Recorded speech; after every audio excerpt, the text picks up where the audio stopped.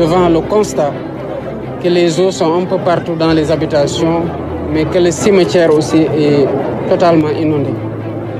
Dès ce soir, nous allons renforcer les mesures qui ont été prises, notamment par un pompage à grande échelle de l'eau pour soulager les populations.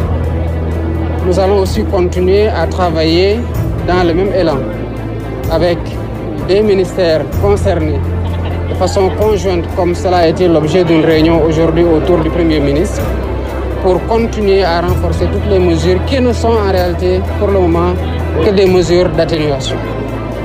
La particularité des quartiers ou des communes comme Thiaroye, comme Mbao, comme Bargny, comme Palmarin, un peu plus dans les îles du Saloum, c'est qu'il y a l'avancée de la mer qui est un phénomène supplémentaire au-delà des inondations.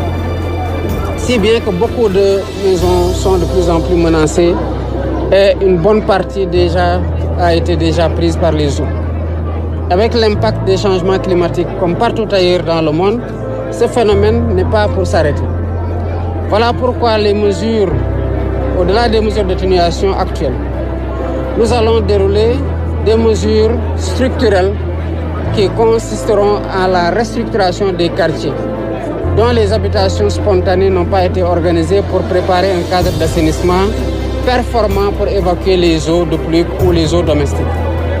Mais au-delà, il y a le ministère de l'Environnement qui travaille aussi sur un programme de digues de protection sur toute la façade maritime de Thiaroye, à Bargny, en passant par Mbao, un peu vers Mbour et vers Joal, jusqu'à Palmarin.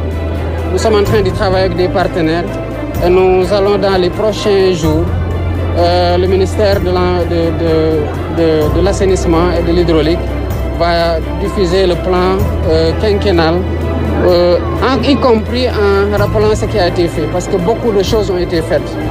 Et il est important que le ministère communique sur ça, pas seulement à Dakar, parce que les inondations dépassent Dakar.